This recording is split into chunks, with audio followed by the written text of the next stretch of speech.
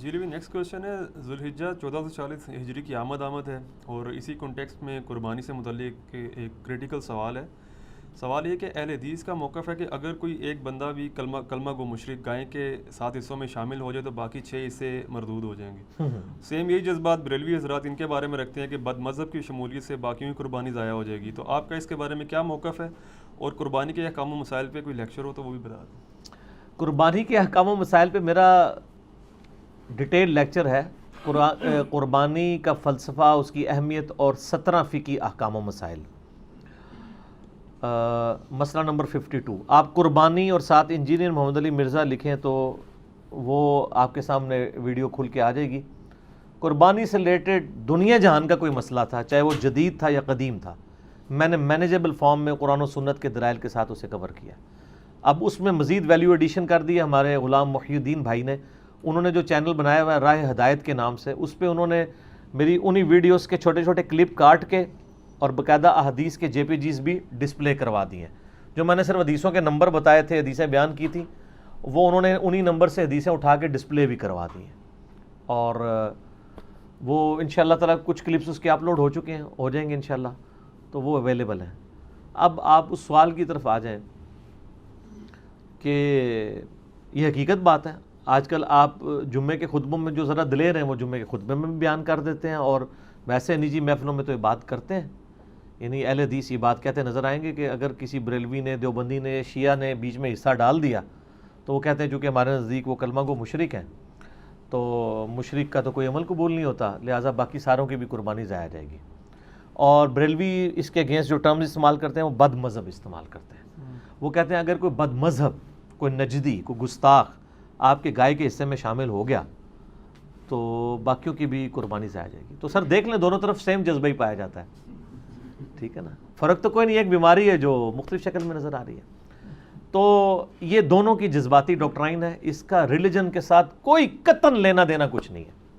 اگر کوئی اتنا دلیر ہے نا تو یہ قربانی کے چکروں کو چھوڑ کے نا سب سے پہلے جو ہے وہ اسمبلی میں قرارداد لے کے آئی جائے یا کئی سپریم کورٹ میں پٹیشن فائل کی جائے کہ اہل حدیث یہ پٹیشن فائل کریں کہ جی ہمارے نزدیک ہمارے علاوہ جتنے کلمہ گو ہیں، ان مشرک ہیں، ان کو اسلام سے باہر نکالیں اور صرف اہل حدیث کو مسلمان ڈکلیئر کیا جائے، اور جو باقی ہیں وہ اہل حدیث کے خلاف کر دیں. اور اہل حدیث سب سے پہلے تو یہ جرت کریں نا کہ سعودیہ والے جن کا ایجنڈا یہاں پہ وہ لانچ کر رہے ہوتے ہیں وہاں سے امداد لے کے، سب سے پہلے سعودیہ والوں کو اس کے اوپر کنونس کریں کہ جی ہمارے نزدیک بریلوی اور دیوبندی مشرک ہیں، چونکہ تقلید کرتے ہیں اور تقلید شرک ہے، اور اہل حدیث جو اہل تشیع ہیں وہ بھی مشرک ہیں، تو لہٰذا ان کا حرم میں داخلہ بند کیا جائے، کیونکہ قرآن میں آیا کہ مشرک حرم میں داخل نہیں ہو سکتا. تو یہ ان کو اپنے بزرگوں کو تو منوا کے بتائیں. تو آپ کا کیا خیال ہے، منوا لیں گے وہ؟ اور ان کو ساتھ یہ بھی کہیں کہ آج تک آپ نے ان لوگوں کو حج اور عمرے پہ لا کے سعودی ایئر لائن کی جتنی کمائی کی ہے وہ بھی حرام ہے، چونکہ آپ نے غلط کام کے اوپر معاونت کی ہے، کیونکہ مشرکین کو آپ لے کے آئے ہیں، اللہ کی نافرمانی کروائی ہے آپ نے. اللہ نے کہا تھا یہاں پہ مشرک کا داخلہ منع ہے اور آپ کرواتے رہے، وہ آپ ساری کمائی بھی آپ کی حرام ہے. تو یہ اس طریقے سے کورالریز بنا کے کہاں تک بات جائے گی؟ تو ایسا کبھی بھی نہیں کوئی کرے گا. اس کی وجہ یہ ہے کہ ان کو بھی پتہ ہے کہ یہ عقیدے کی خرابیاں قطعاً کسی کو اسلام سے باہر نہیں نکالتی. آپ کسی کو بدعتی، کلمہ گو مشرک، بد مذہب یا اس طرح کی اگر ادبی گالیاں دینا بھی چاہتے ہیں نا، اللہ کے فضل سے ابھی تک کسی کی جرت نہیں ہوئی کہ ایک دوسرے کو کافر کہے. پاکستان میں ایک جماعت آئی تھی، وہ اپنی موت خود مر گئی، جنہوں نے ٹائلٹس کے اندر بھی شیعہ کافر کے نعرے لگائے اور اس طرح کی چیزیں. آج خود ان کا اپنا مکتبہ فکر جو ہے وہ کانوں کو ہاتھ لگا رہے کہ یہ کیا مصیبت ہمارے اوپر مسلط ہوئی تھی. میں اکثر کہتا ہوں کہ دیوبند کا جنازہ نکل جاتا اگر تبلیغی جماعت نہ ہوتی. تبلیغی جماعت ایک ماڈریٹ راستے پہ چلی جس کی وجہ سے آج دیوبندیت بچ گئی ہے. ادروائز جس طریقے سے دیوبندیت ہائی جیک ہوئی تھی دہشت گرد تنظیموں کے ہاتھوں، جنہوں نے سنی شیعہ یہاں پہ اختلاف شروع کیا، اس کا اعلی کار نہ تو بریلوی بنے تھے نہ اہل حدیث بنے تھے. دیوبند کے لوگوں کو انہوں نے یوٹیلائز کیا. یہ سارا بیڑا غرق ہو جاتا اگر تبلیغی جماعت نہ ہوتی. تبلیغی جماعت نے کافی حد تک ان کی ساکھ کو بچایا. تو یہ بھی لوگ اب اپنی موت مر چکے ہیں، آپ کو پتہ ہے. اب تو صورتحال پاکستان میں اس وقت اس حوالے سے فضا جو ہے وہ کافی جو ہے وہ سازگار ہے، اللہ کا شکر ہے. ضرب عضب کے بعد یا یہ رد الفساد کے بعد میں تو پرسنلی بہت خوش ہوں. اس کی وجہ ہے کہ ہمارے لیے تو بس اسٹیبلٹی نہیں تھی ان مولویوں کے، یعنی ان مگرمچھوں کے ہوتے ہوئے کہ ہم دعوت و تبلیغ کا کام کر سکتے. یہ فوراً چڑھ دوڑتے تھے. تو اللہ کا شکر ہے کہ اب سکون آ گیا. رہا یہ والا مسئلہ تو اس میں آپ کو صحابہ کرام علیہم رضوان کا ایٹیچیوڈ آپ کے سامنے رکھ دیتا ہوں. آپ خود فیصلہ کر لیں کہ یہ لوگ اگر صحابہ کرام کے دور میں ہوتے تو صحابہ کرام ان کے ساتھ کیا سلوک کرتے, جو ایک دوسرے کے اوپر اس طریقے سے فتوے لگا کے علمی اختلاف کو اس نہج کے اوپر لے کے جا رہے ہیں. وہ کہہ رہے ہیں قربانی میں حصہ ڈالا تو باقیوں کی قربانی ضائع جائے گی. یہ وہ کیوں کہہ رہے ہوتے ہیں؟ اس لیے کہ ان کو کافر سمجھ رہے ہیں. اگر وہ مسلمان سمجھ رہے ہوں تو یہ نہ کہیں. ویسے آپ پوچھیں گے نا تو وہ کہیں گے نہیں نہیں ہم کافر تو نہیں کہتے ہیں, ہم تو کہتے ہیں گمراہ ہیں. تو میں نے اس کے اوپر کہا نہ, ایسے نہیں. آپ یہ لکھو کہ ہمارے علاوہ جتنے فرقے ہیں نا, گمراہ ہیں, بد مذہب ہیں, بدعتی ہیں, گستاخ ہیں, سب کچھ ہیں, لیکن ہمارے مسلمان بھائی ہیں, دوزخ میں جائیں گے, ایک نہ ایک دن عذاب بھگت کے اللہ تعالیٰ ان کو جنت میں لے ہی جائے گا, چونکہ کلمہ تو انہوں نے پڑھا ہوا ہے. یہ کوئی اہل حدیث عالم آپ کو بریلوی دیوبندی شیعہ کے بارے میں نہیں لکھ کے دے گا. کوئی بریلوی عالم ریناؤنڈ ایمی کاغذی قسم کا بریلوی عالم نہیں یہ بات آپ کو شیعہ اہل حدیث اور دیوبند کے بارے میں نہیں لکھ کے دے گا. اور کوئی دیوبندی آپ کو شیعہ بریلوی اہل حدیث کے بارے میں لکھ کے دینے کے لیے تیار نہیں ہوگا. اگر آپ کہیں جی میں طارق جمیل صاحب سے جا کے لکھوا کے لے آتا ہوں, تو سر طارق جمیل صاحب حفظہ اللہ تعالیٰ تو خود ان کے ڈسے ہوئے ہیں. ان کو آپ دیوبندیت کے پلیٹ فارم پہ لگانا تو زیادتی والی بات ہے. وہ تو خود دیوبندیوں نے, آپ کو پتہ ہے سوشل میڈیا کے اوپر ان کے خلاف کس طرح کمپین چلائی ہوئی ہے, تو وہ ان کو ریناؤنڈ عالم کے طور پر یعنی مانتے ہی نہیں ہیں. ان کا کہنا نہ کہنا تو برابر ہے. ریناؤنڈ عالم کوئی بھی نہیں لکھ کے دے گا. تو یہ اندر خانے تکفیر کر رہے ہیں, وہ منافقت کی انتہا ہے. کافر کہہ بھی نہیں رہے لیکن مان رہے ہیں. ہم تو ڈنکے کی چوٹ پہ کہہ رہے ہیں نا کہ ان کے نظریات گمراہ کن ہے, لیکن ہمارے مسلمان بھائی ہیں, ہم ان کے پیچھے نمازیں بھی پڑھتے ہیں, ان کو چندے بھی دیتے ہیں. یہ بھی جڑے بنے نا, یہ بات کریں نا کہ ہمارے نزدیک کافر ہے, نہ ہم ان کو چندہ دیں گے, نہ نماز پڑھیں گے, نہ قربانی میں حصہ ڈالیں گے.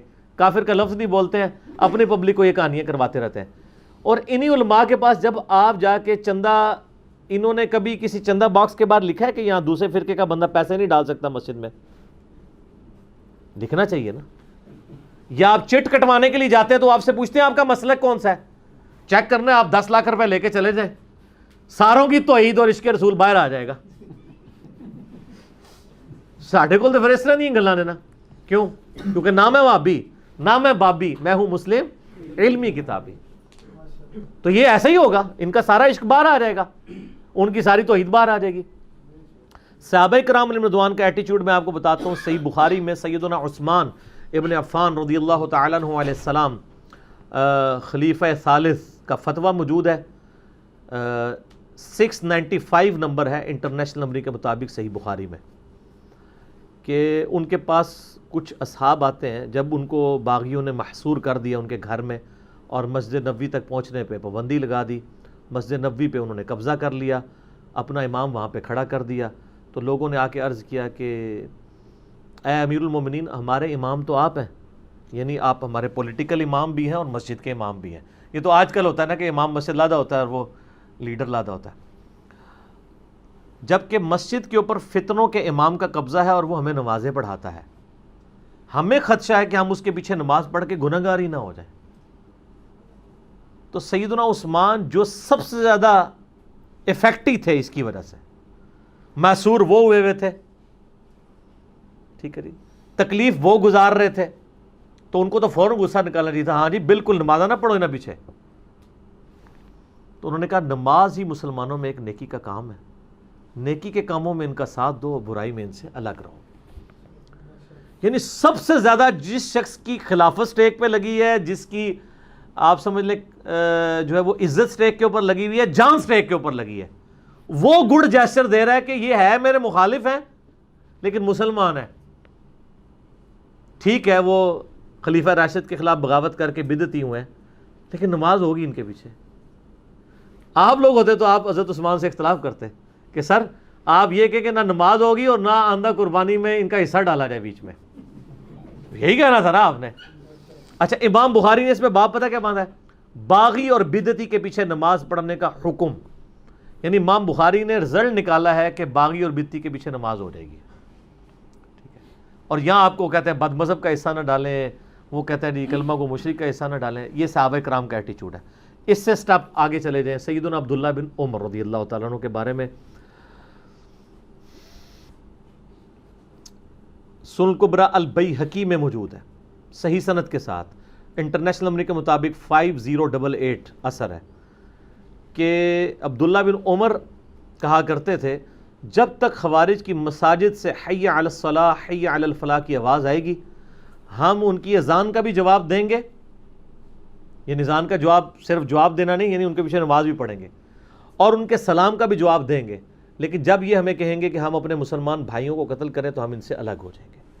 خوارج وہ ہیں جن کے بارے میں بخاری اور مسلم میں درجنوں احادیث ہیں کہ وہ دین سے نکل جائیں گے، جیسا کہ تیر شکار سے آر پار ہوتا ہے اور اس کے اوپر خون کا اثر بھی نہ رہے، ایسا تیر، اس طرح خوارج اسلام میں سے داخل ہو کے نکل جائیں گے۔ لیکن صحابہ کرام نے نبی علیہ السلام کے واضح فرامین کی بھی تعویل کی، خوارج کو کافر نہیں کہا۔ نکلنے سے مراد انہوں نے کہا کہ امت کی مین سٹریم کو چھوڑ کے وہ الگ ہوئے، چونکہ وہ اللہ کو مان رہے ہیں، رسول کو مان رہے ہیں، آخرت کو مان رہے ہیں، ہمارے قبلے کی طرف منہ کر کے نماز پڑھ رہے ہیں، اسی قرآن کو مان رہے ہیں، یہ ساری چیزیں وہ دیکھتے ہوئے صحابہ کی یہ جرأت نہیں ہوئی کہ وہ خوارج کو کافر کہیں، حالانکہ ان کے پاس دلیل موجود تھی، نبی علیہ السلام کی حدیث، اور اس سے بھی بڑھ کر جو صحیح مسلم کے اندر حدیث ہے جو کسی مسلمان کو کافر کہے تو کفر اس کی طرف لوٹ آئے گا اگر وہ کافر نہ ہوا۔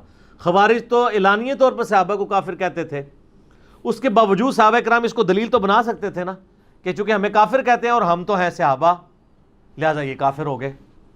تو آپ 1400 سال بعد جن باتوں کے اوپر جھگڑ رہے ہیں، صحابہ کرام کی عصمت کے نام کے اوپر آپ مسلمانوں کا قتل عام کر رہے ہیں، لوگوں کے اوپر کفر و شرک کے فتوے لگا رہے ہیں، وہ صحابہ جب زندہ تھے ان کے منہ کے اوپر جن لوگوں نے ان کو کافر کہا نا، صحابہ نے تو ان کو بھی کافر نہیں کہا۔ تو آج اگر صحابہ کے بارے میں کوئی بد زبانی کرتا ہے تو آپ اس بنیاد پہ ان پہ کفر کا فتویٰ لگائیں گے؟ نہیں، آپ ان کی اصلاح کی کوشش کریں گے۔ کفر نام ہے اللہ، رسول، آخرت، قرآن کے انکار کا۔ جب آپ کسی کو اسلام میں داخل کرتے ہیں تو کیا اسے لا الہ الا اللہ محمد رسول اللہ کے ساتھ ابو بکر ولی اللہ، عمر ولی اللہ، عثمان ولی اللہ، علی ولی اللہ پڑھاتے ہیں؟ جن کے بارے میں مشہور ہے ان سے بھی پوچھ رہے ہیں، وہ بھی کہتے ہیں ہم نہیں پڑھاتے، یہ تو ہمارا نعرہ ہے۔ جیسے آپ کہتے ہیں خلافت راشدہ حق چار یار، ہم علی ولی اللہ کہتے ہیں، یہ ہمارے کلمے کا حصہ نہیں، نماز میں ان کا بھی کوئی نہیں پڑھا جاتا۔ تو اسلام میں داخل کرنے کے لیے جن چیزوں کا اقرار ضروری ہے نا، اسلام سے نکالنے کے لیے بھی انہی چیزوں کا انکار ضروری ہے۔ شخصیات کے انکار سے کوئی شخص اسلام سے باہر نہیں نکلتا، اللہ، رسول، آخرت، قرآن کے انکار کرنے سے، ان کی چیزوں کا انکار کرنے سے انسان اسلام سے باہر نکلتا ہے۔ لہٰذا یہ جتنے بھی مکاتب فکر ہیں، اہل سنت کے جتنے بھی مکاتب فکر ہیں، حنفی، شافعی، مالکی، حنبلی یا بریلوی، دیوبندی، اہل حدیث یا اہل تشیع میں بھی اثنا عشری ہوں، زیدیہ ہوں، یہ سب کے سب مسلمان ہیں۔ اپنی تمام تر گمراہیوں کے باوجود آپ ان سے علمی اختلاف رکھیں، ان کے پیچھے نمازیں پڑھیں، ان کے ساتھ نکاح والے معاملات کریں، اہل کتاب جتنا تو کم از کم ان کو درجہ دیں، اور یہ سارے معاملات لے کے چلیں۔ البتہ جو مسلمانوں نے اجماع کے ساتھ جن مکاتب فکر کو اسلام سے نکالا ہے، جیسا کہ اہل سنت میں سے ایک ٹوٹا ہوا گروہ ہے قادیانی، جو اپنے آپ کو احمدی کہتے ہیں، اور یہ مسلمانوں کو بھی چاہیے ان کو احمدی نہ کہا کریں، یہ احمدی نہیں ہے، یہ قادیانی ہے۔ تو ویسے بھی اس کا نام غلام احمد قادیانی تھا، احمد قادیانی تو نہیں تھا۔ اس کے ماں باپ نے تو اس کو نبی علیہ السلام کے غلام کے طور پہ رکھا تھا، وہ کیا پتا تھا کہ بعد میں یہ کیا چیز بن کے نکلے گی۔ تو قادیانی اہل سنت میں سے ٹوٹا ہوا ایک فرقہ ہے جس کی تکفیر پاکستان میں آئین کے اندر شامل ہو چکی ہے کہ یہ کافر ہے، کیونکہ انہوں نے بہت بڑا اختلاف کیا۔ دوسرا اہل تشیع کا ایک آف شوٹ ہے، یہ تو سب کانٹیننٹ میں پائے جاتے ہیں، قادیانی، بریلوی، دیوبندی، اہل حدیث، شیعہ، یہاں کے انڈیا، پاکستان، بنگلہ دیش کے ان سے متاثرین ہیں۔ شام کے اندر ایک اہل تشیع کا گروہ ہے نصیریہ، جس کی اب کچھ یعنی یہاں پہ بھی ان کی شیطنت پھیلنا شروع ہو گئی ہے، جو سیدنا علی کے لیے الوہیت کلیم کرتے ہیں، علی اللہ کہتے ہیں، نعوذ باللہ، ائمہ اہل بیت کے نام لیتے ہیں تو حسین جل جلالہ، نعوذ باللہ۔ تو یہ سیدھے سیدھے کافر ہیں، ان کو تو شیعہ علماء نے خود کافر ڈکلیئر کیا ہے۔ تو یہ نصیریہ یہ والے ایسے ہیں کہ جن کے بارے میں آپ یعنی وثوق سے یہ کہہ سکتے ہیں، باقی جو ہیں وہ مسلمان ہی ہیں۔ آپ مولویوں کے فتووں کو چھوڑیں، آپ خلیفہ راشد سیدنا عثمان ابن عفان رضی اللہ تعالیٰ عنہ علیہ السلام اور سیدنا عبداللہ ابن عمر رضی اللہ تعالیٰ عنہ علیہ السلام کے فتاویٰ کے اوپر چلیں، اور مولا علی کا بھی آپ فتویٰ لے لیں۔ دیکھیں خوارج سے سب سے زیادہ تکلیف سیدنا علی کو پہنچی ہے، ٹھیک ہے جی. المصنف ابن ابی شیبہ میں موجود ہے, المستدرک الحاکم میں موجود ہے. مولا علی سے پوچھا گیا کہ بتائیے یہ خوارج جو ہیں یہ کافر ہیں؟ تو ان کا یہ کافر نہیں ہے, یہ کفر ہی سے تو بھاگے ہیں. انہوں نے یہ گمان کیا کہ میں کفر میں مبتلا ہوا ہوں تو اس لیے مجھے چھوڑ گئے, اپنے زوم میں انہوں نے سمجھا. تو پوچھا گیا یہ منافق ہے؟ انہوں نے کہا منافق تو نہیں ہے, قرآن تو کہتا ہے منافق تو بڑی اللہ کا کم ذکر کرتے ہیں, یہ تو بڑی لمبی نمازیں پڑھتے ہیں. اگر یہ منافق ہوتے, دیکھیں آپ لوگوں سے آپ کے مخالفین کے بارے میں پوچھا جائے تو پڑھ کے رکھ چھڑ دو. یہ دنیا میں کون سا انسان ہے جو اپنے مخالفین کی جو خوبیاں بیان کر رہا ہے؟ یہ نبی علیہ السلام کی تربیت کا نتیجہ ہے, اور تکفیر کے آگے بند ہے. کہا مشرک بھی نہیں, کافر بھی نہیں, منافق بھی نہیں. پھر پوچھا کہ بتائیں یہ کون ہے؟ تو انہوں نے کہا یہ ایک جماعت ہے ایسی جس نے ہم سے بغاوت کی, ہمارے بھائی تھے, بھگوڑے ہو گئے. کیونکہ اگر وہ کافر بھی نہیں, منافق بھی نہیں, تو تیسری کیٹیگری مسلمان ہی بچتی ہے. یعنی ہمارے دین اسلام میں جب ہم ڈسکشن کرتے ہیں, لوگوں کی کیٹاگرائزیشن کرتے ہیں, تو ہم کہتے ہیں یا بندہ مسلمان ہوگا, مسلم یا مومن, یا بندہ منافق ہوگا, اور یا کافر ہوگا. تو مولا علی کہہ رہے ہیں وہ نہ کافر اور مشرک ہیں نہ منافق ہیں, تو مسلمان ہوئے. ہماری ایک قوم ہے جس نے ہمارے ساتھ بغاوت کی ہے. تو یہ تین صحابہ کا آپ ایٹیچیوڈ دیکھ لیں, ان تین فرقوں کو اب آپ دیکھ لیں, بریلوی دیوبندی اہل حدیث کو, جو صحابہ کرام کے نام کے اوپر چندے کھا رہے ہیں, کہ ان کا ایٹیچیوڈ وہی ہے. اور یہ مجھے پتا ہے یہ جمعے آج کل پڑھانے شروع ہو جاتے ہیں اس کے اوپر کہ جی کسی بد مذہب کا حصہ نہ ڈالیں, یہ نہ کریں, وہ نہ کریں. پھر جب انہوں نے آپ کی چمڑیاں اتارنی ہوتی ہیں کسی پولیٹیکل جماعت کو بنا کے, پھر یہ سارے ہاتھوں میں ہاتھ ڈال کے ایسے سٹیج کے اوپر چڑھے ہوتے ہیں کہ آگے جیسی سارے رل کے تواڈے کو چندے لواں گے, تواڈیاں چمڑیاں لواں گے. اور جیسے ہی اپنی اپنی مسجدوں میں جاتے ہیں پھر اختلاف کی باتیں شروع کر دیتے ہیں. وہ مجھے غامدی صاحب کی بات یاد آئی, ان کو ایک ٹی وی پروگرام میں بلایا گیا تو ان سے پوچھا گیا کہ فرقہ واریت کا حال کیا ہے. تو انہوں نے کہا فرقہ واریت کا حال یہ ہے کہ ہمارے علماء جو ٹی وی چینلز پہ بیٹھ کے میٹھی میٹھی باتیں کرتے ہیں نا, یہی میٹھی میٹھی باتیں جمعے کے خطبوں میں بھی شروع کر دیں تو فرقہ واریت ختم ہو جائے گی. ٹی وی پہ دیکھا کتنے پازیٹیو بنے ہوتے ہیں, دیکھ رہے ہیں اٹ کتے دا ویر ہے, یا کہہ لو کتے دا ویر ہے. ظاہر ہے وہ قرآن پاک میں دیکھیں نا, سورۃ الاعراف کی 175 نمبر آیت میں ہے نا کہ جو علماء سو ہیں وہ کتے کی مثال ہے. یہ قرآن کی مثال ہے. اور ابو داؤد میں حدیث ہے کہ میری امت میں 72 فرقے دوزخ میں جائیں گے, اور وہ اہل بدعت ایسے ہوں گے کہ جیسا ان کو باولا کتا کاٹ جائے اور اس کے حلق اس کے ایک ایک رگو ریشے میں پہنچ جائے. نبی علیہ السلام بھی کتا کہہ رہے ہیں. تو میں یہ کہتا ہوں کہ یہ باولا کتا کاٹنے سے جو مسلمانوں میں فرقے پیدا ہوں گے, یہ کوئی ہاکی کا پلیئر کتا کاٹا ہوگا, یا کوئی اسکواش کا پلیئر, یا کوئی کرکٹ کا پلیئر کاٹا ہوگا, یا کوئی پولیٹیشین کاٹا ہوگا, یا مولوی کاٹا ہوگا. مولوی کاٹے گا تو فرقہ بنتا ہے نا. تو نبی علیہ السلام نے بھی کتا کہا, قرآن میں بھی آیا. تو وہ میں اب واپس آتا ہوں ادھر کہ جب کتے کا ویر پڑتا ہے تو آپ دیکھتے ہیں کہ ٹی وی کے اوپر کس طرح پازیٹیولی ایک دوسرے کی بات سن رہے ہوتے ہیں, اختلاف بھی کرتے ہیں, اور پھر وہ کہتے ہیں نہیں میں ان کی بڑی عزت کرتا ہوں. یہ عزت وہ ٹی وی پہ پیسے کمانے کے لیے ہوتی ہے, یار پیسے لے کے آئے ہوتے ہیں ادھر.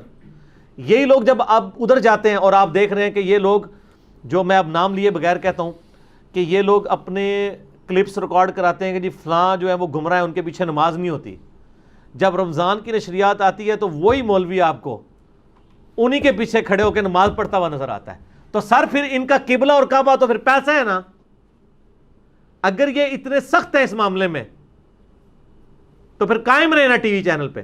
میں اگر آگے پڑھتا ہوں تو میں تو ویسے ہی قائل ہوں, میں ابھی بھی پڑھ رہا ہوں. ہمارے ساتھ جتنے لوگ اللہ کے لیے اٹیچ ہیں تو وہ تو نماز پڑھتے ہیں, ہم منافقت تو نہیں کرتے.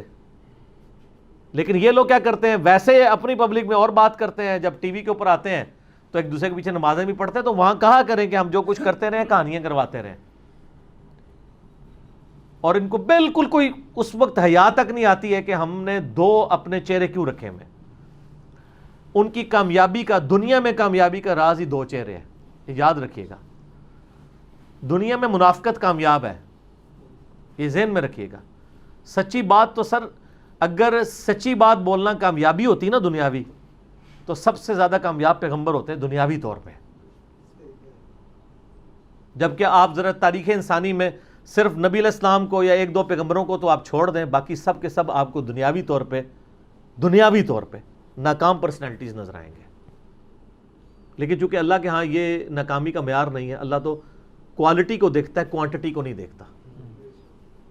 ورنہ عیسیٰ علیہ السلام کو 12 واری اپنی زندگی میں ملے ہیں صرف, اور اللہ تعالیٰ نے بھی عیسیٰ علیہ السلام کی جان بچا کے انہیں اٹھایا زندہ اوپر, ورنہ یہودی ان کو مارنے لگے تھے. نوح علیہ السلام پہ 950 سال بعد بھی 78 لوگ ہی مسلمان ہوئے ہیں. لوط علیہ السلام کی 2 بیٹیاں ہی مسلمان ہوئی ہیں. ابراہیم علیہ السلام کی بھی 2 بیویاں, اور قرآن میں سورہ عنکبوت میں آتا ہے ایک لوط ان پر ایمان لایا. 2 بیٹیاں تھیں اور چند بچے تھے. اور اللہ تعالیٰ قرآن پاک میں بار بار ابراہیم علیہ السلام کا ذکر کر رہا ہے. بھائی ابراہیم علیہ السلام نے کون سا ورلڈ کپ جیتا ہے؟ کتنے کروڑوں لوگوں کو کلمہ پڑھایا ہے؟ درجنوں بھی نہیں جنہوں نے کلمہ پڑھا ہو. لیکن اللہ کے نزدیک کوانٹٹی اتھارٹی نہیں ہے, کوالٹی ہے. اس لیے اللہ تعالیٰ پھر ہمیں کہتے ہیں آپ ملت ابراہیم کی پیروی کرو. بار بار نبی علیہ السلام کو بھی حکم ہے, آپ کی امت کو بھی. بل ملت ابراہیم حنیفا وما کان من المشرکین ما کان ابراہیم یہودی ولا نصرانی ولکن کان حنیفا مسلما وما کان من المشرکین. بار بار ابراہیم اور ابراہیم ہو رہی ہے علیہم السلام اجمعین. تو میرا تو موقف یہ ہے کہ یہ دونوں جھوٹ بول رہے ہیں, اور بس چندوں کی اور کھالوں کی گیم ہے ساری. اور اس کا ثبوت بھی میں آپ کو بتا دوں, میں نے کئی دفعہ یہ بات کی ہے کہ اگر ان کا بس چلے تو قربانی والے دن آپ کی بھی کھال اتار کے لے جائیں.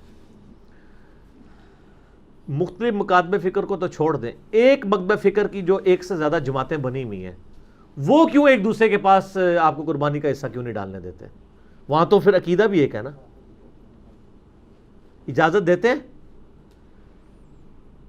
آپ کو پتہ ہے اہل حدیث میں, بریلویوں میں, دیوبندیوں میں کتنی, مثلا میں اب نام لے کے بتا دیتا ہوں. یعنی بریلویوں میں آپ کو ڈاکٹر طارق قادری صاحب کی ایک جماعت ملے گی اور دوسری طرف الیاس قادری صاحب کی. کیا ایک دوسرے کی طرف وہ جانے دیں گے؟ اہل حدیث میں آپ کو جماعت الدعوہ ملے گی, جمعیت اہل حدیث ملے گی, کیا ایک دوسرے کے پاس جانے دیں گے؟ ناٹ ایٹ آل, کبھی بھی نہیں جانے دیں گے. کیوں؟ اس لیے کہ وہ چندوں کی گیم کے اوپر چل رہے ہیں سارے کا سارا. ان کا سارے کا سارا معاملہ چندے کے اوپر چل رہا ہے. اگر وہ کہیں کہ عقیدے کا اختلاف کوئی ہمارے لیے ایشو نہیں ہے, ہم تو عقیدہ تو ایک ہی ہے, بس یہ فروعی اختلاف ہے, تو ایک دوسرے کے پاس جانے دینا. کیوں نہیں جانے دیتے ہیں؟ ناٹ ایٹ آل, کبھی بھی نہیں جانے دیں گے. تو سر یہ تو پرانی بات ہے کہ فلانے کا حصہ ڈالنا ہے, فلانے کا حصہ نہیں ڈالنا. اللہ کے بندو, یہ تو ایک مکتب فکر میں آپس میں اتنے پھوٹ پڑی ہوئی ہے. تو ہمارے پاس تو پھر اس طرح کی سچی باتیں ہیں, چاہے کسی کو بری لگیں, لیکن یہ ریالٹی ہے.